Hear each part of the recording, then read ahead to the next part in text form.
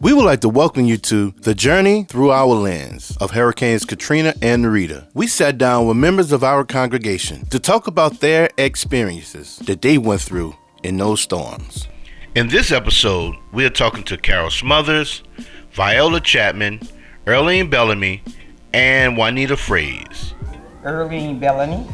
Viola Chapman. Juanita Fraise. Carol Smothers. Well, that Saturday, we was running around trying to find medicine. My granddaughter, she needed medicine, so I wanted to have enough to be on the highway. I was torn between staying home and running back to the hospital because I'm a nurse, and I knew if I left, it would leave the hospital shorthanded. At the same time, I wanted to be with my family. Well, for me, I had never left before for a hurricane. I always stayed. So this time it was different for me, and I really wasn't torn, I really was fearful. I was struggling between, because I had just left a hurricane warning about a month before we had left town, went to Mississippi and came back. I'm glad that I did. That was my way of escaping anyhow. Yeah. Yeah. Wow. Well, for me, it was dreary. You know, it was like real eerie, an eerie day, you know. When we got there, everybody was packing up. Well, at first we had to get the directory for Pastor, and he was telling us what was going to happen, what we were doing, you know. And see, for me, I had just got saved. I was saved like 3 years when the storm hit. So I'm like, I don't know if I can trust these people who I really didn't know that much. The only people I really knew were my kids. Yeah.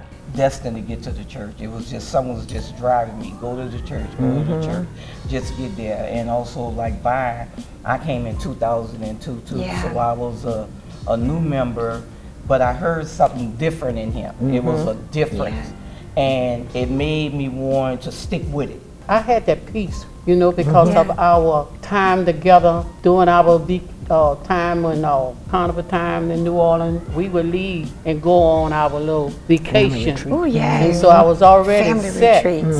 We were on our vacation. I know God has set that up that way. Yeah, that that's we know good. just what to do when it's time for us to go. Now, where I was going, I didn't know, but I still believe that it was going to work out for us, you know.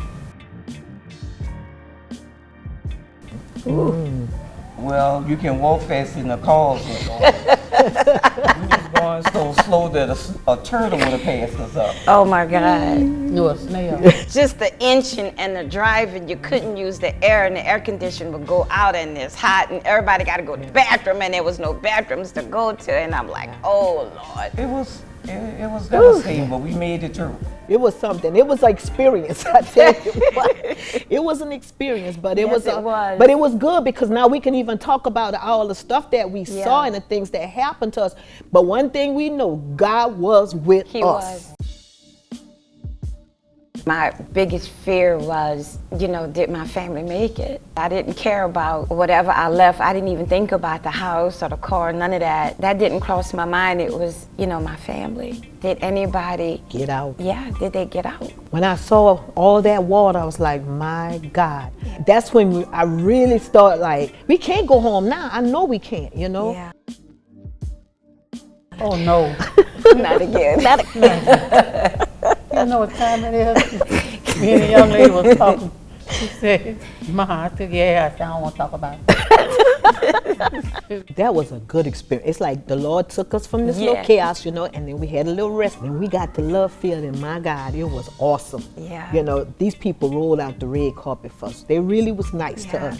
The food was fantastic, and you had time to sleep. When you tell God about what you ain't going to do, show you. Yes, he will. Sometimes we put our foot in our mouth. And so I learned from that. Wherever you want me to go, I'm going. Out of all of that traveling, I'm more grateful that I listened. I'm still learning because God is long-suffering. And one thing I did when he brought me out of New Orleans, that's when I really got free when I got here. I don't mind visiting, and that ain't too often, but just grateful for that. It was good to have some place to let out. It was good to have a place And it to was, lay we were finally down. finished with the running. Yeah. Yeah. And then when people started bringing furniture and putting furniture on the sidewalk, I was like, the outpouring of love was just overwhelming. Everything works together for the good. Trust. That's the beginning right there. Just lay aside all them things, them weights that so easily beset you, because they don't matter no way. That's right. And put your trust in God, and He will work everything out for you good. Yes, So He will. trust Him. We all went through a crisis. The number one, the faith. Every time you go to a trial, God trying to build your faith so you can have resilience and not fall to pieces. Nothing wrong with falling down and crying, but hurry up and get back up again. Yeah. Then the grace and mercy is there for you. That's a gift that you can keep going. God didn't let a day pass where He didn't put mouth food into our mouths. He was Jehovah Jireh, our provider. Yes, He was. He was our Yeah. healer. Yeah.